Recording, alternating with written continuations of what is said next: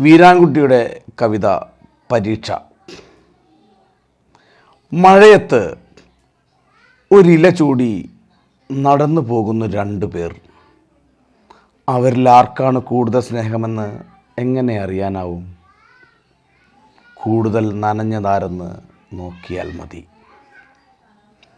രണ്ടു പേർ ഇഷ്ടത്തോടെ ഒരപ്പം പങ്കിട്ടു കഴിക്കുന്നു.